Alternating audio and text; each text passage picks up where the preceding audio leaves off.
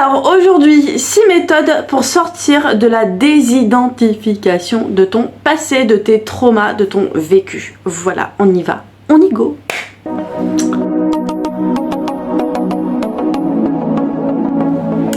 Coucou à tous, alors on se retrouve pour une vidéo conseil, mais conseil concret, oui, concret, très concret.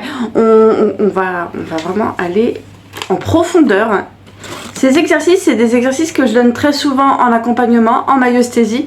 Donc voilà, et c'est aussi des choses que moi-même, j'ai aussi expérimenté. Je donne pas des choses comme ça sans avoir expérimenté la chose. Donc voilà, on va commencer avec le premier.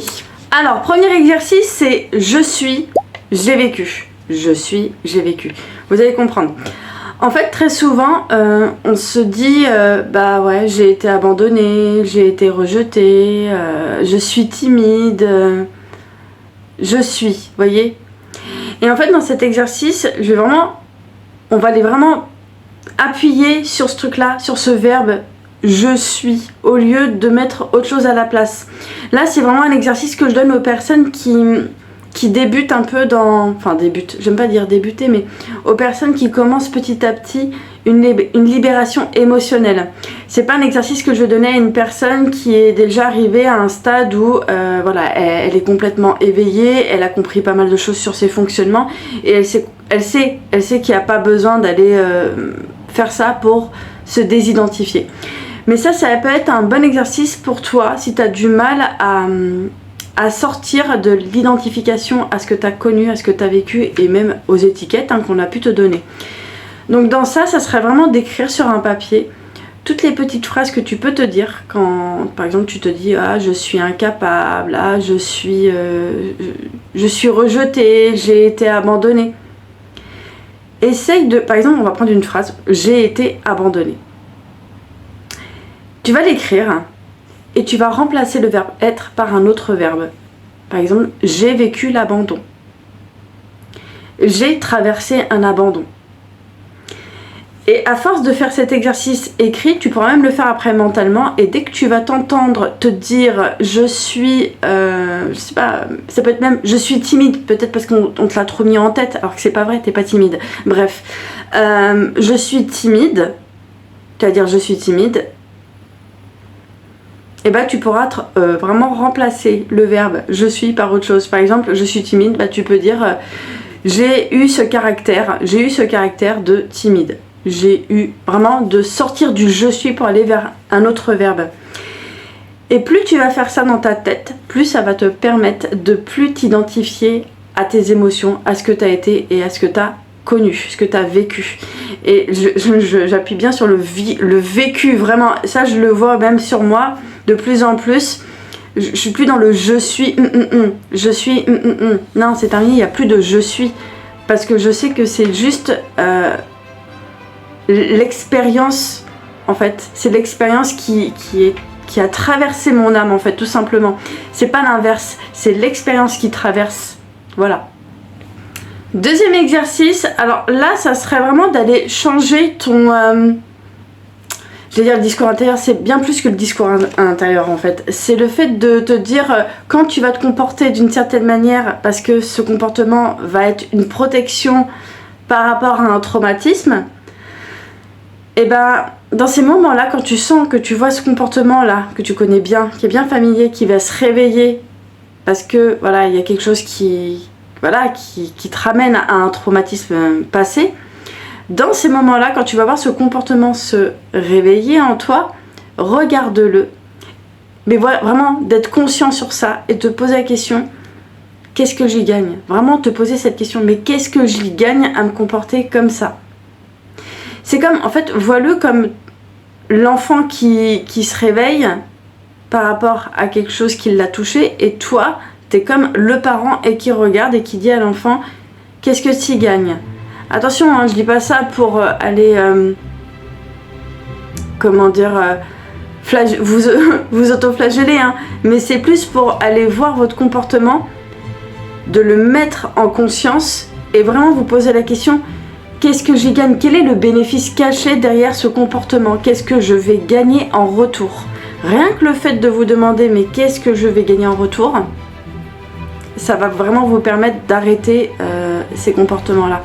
Et quand je dis arrêter, c'est mais d'y aller vraiment doucement, d'y aller petit à petit, pas après pas. Troisième exercice, alors celui-là je l'ai appelé comment? Je l'ai appelé faire sortir le témoin, vraiment de faire sortir le témoin en vous. C'est-à-dire que dès que vous allez avoir un comportement qui va être lié à quelque chose que vous avez subi, un trauma, peu importe, un rejet, un abandon, une trahison, bref, peu importe. Mais dès que vous êtes en train de vivre quelque chose comme ça, un comportement qui revient, là vraiment ça serait de faire sortir le témoin en vous et de regarder ce qui se passe en vous comme un témoin externe. Quelqu'un qui n'a pas, on va dire... on va dire qu'il n'y a pas d'émotionnel en fait, il n'y a pas d'émotion, c'est quelqu'un qui vous voit détaché, mais voyez-vous comme ça. Ça fait bizarre hein, dit comme ça, mais c'est un peu symbolique, c'est vraiment de sortir de soi pour regarder la scène.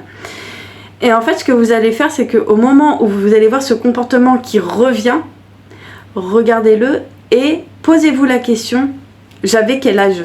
À quel âge j'ai eu ce comportement ? Vraiment d'aller faire un travail sur vous, de vous poser cette question. Quel âge j'avais à ce moment-là? J'avais quel âge? À quel âge j'avais au moment où j'ai ressenti cette émotion-là, ou ce comportement? J'ai eu ce comportement par le passé, ça me ramène à quelque chose que j'ai connu. J'avais quel âge à ce moment-là? Pourquoi je vous dis de faire ça? Parce que plus vous allez vous poser la question j'avais quel âge, et bien là vous allez encore plus aller en profondeur et poser une autre question, c'était quoi en fait mon besoin? Vous posez la question, c'était quoi mon besoin là, à cet âge-là? Allez, je sais pas, j'ai 8 qui vient. Vous avez 8 ans. On imagine, elle est à ce moment-là, 8 ans, et ben vous allez poser une question à la partie de vous qui a 8 ans et lui dire, c'était quoi ton besoin à ce moment-là? Pourquoi on t'a fait vivre ça? C'était quoi le besoin? Pourquoi tu t'es senti mal? Qu'est-ce qu'il y avait comme besoin derrière?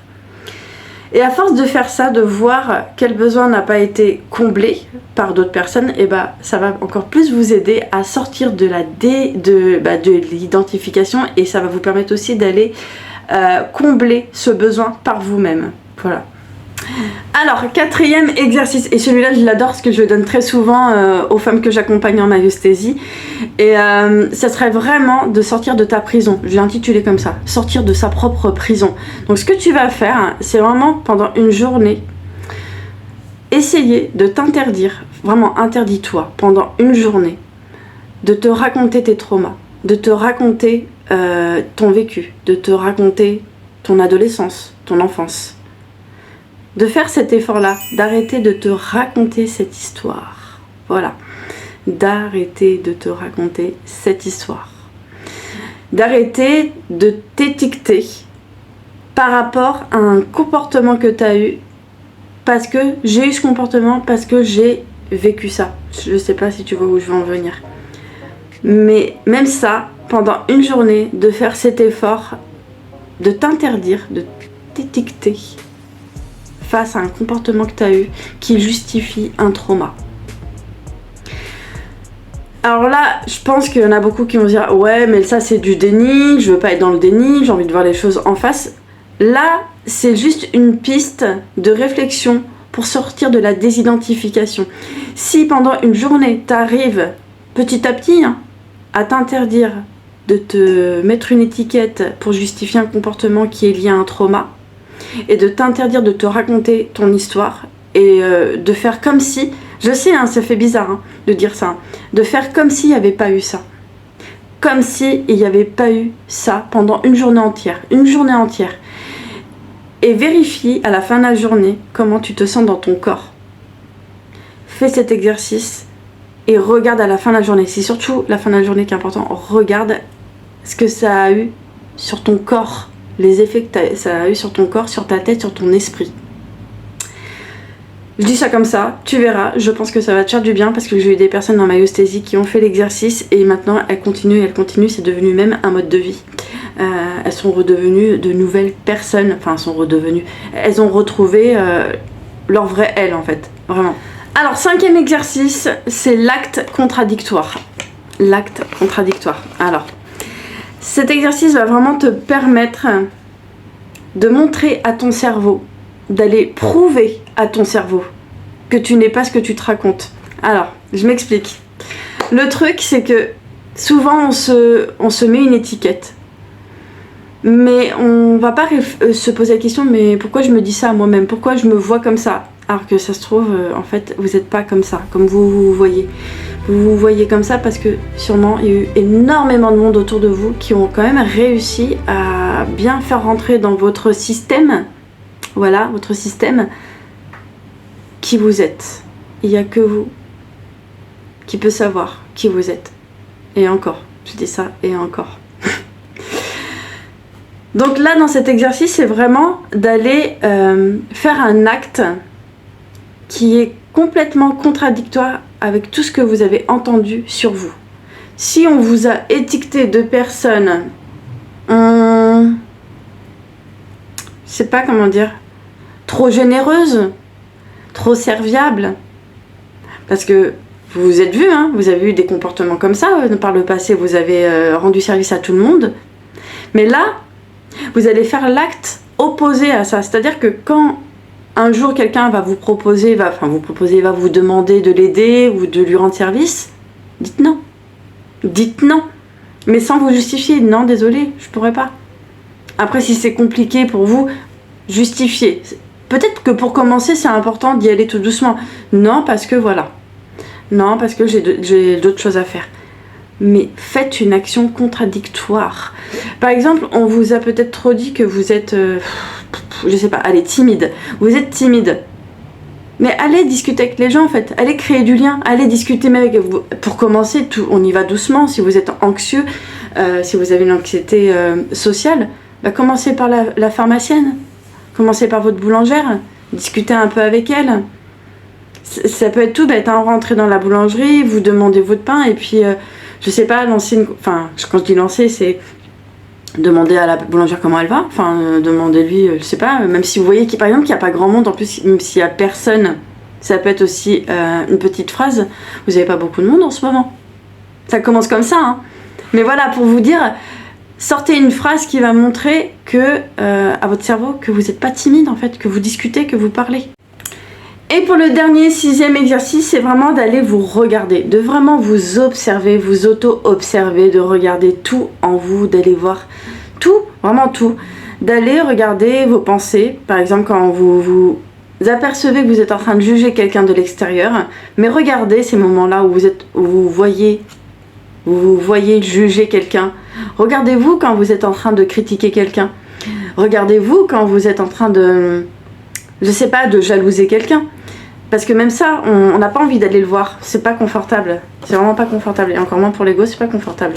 Regardez-vous quand vous êtes en train de jalouser quelqu'un. Regardez-vous quand vous êtes en train de critiquer quelqu'un. Regardez-vous quand vous aimez pas quelqu'un. Regardez-vous quand vous aimez pas quelqu'un. En fait, dans le dernier exercice, c'est vraiment d'aller regarder les trucs qu'on veut pas voir. Tous ces petits trucs-là. Pourquoi j'aime pas cette personne? Pourquoi? Posez-vous la question, pourquoi j'aime pas cette personne? Toujours se poser la question, pourquoi? Forcément, c'est parce qu'il y a un truc qui est en train de... ça réveille quelque chose chez vous qui est caché, qui n'a pas envie d'être montré et qui a besoin d'être vu. Mais regardez tout ça, regardez toutes ces parties que vous voulez pas voir parce que vous rejetez ça sur l'extérieur. Regardez ça en vous. Quand je dis de vous regarder, de vous regarder dans ces moments-là, apprenez à regarder ces parts-là que vous aimez pas. Mais allez regarder comme si vous regardiez votre tasse de thé en train de tourner dans le micro-ondes. Comme si vous regardez votre œuf en train de cuire sur la poêle. Est-ce que vous avez une idée? Vous avez des pensées quand vous regardez ça? Non. Vous attendez juste que ça passe. Ça passe, ça s'arrête au bout d'un moment et vous prenez, vous bouffez, vous buvez. Voilà. Et c'est comme les fleurs. Vous regardez une fleur qui est dans votre jardin, vous la regardez, mais vous avez une pensée sur la fleur? Pas du tout. Et bien ça devrait être pareil quand vous regardez vos parts d'ombre se manifester. Regardez-les comme quelque chose qui va s'arrêter. Vous savez que ça va s'arrêter. Voilà, vidéo terminée. J'espère que ça a pu répondre à vos questionnements, que ça va vous aider aussi pour aller vous désidentifier de toute l'histoire que vous vous racontez. Voilà, moi je vous fais plein de bisous. Je vous dis à la prochaine. Bye bye!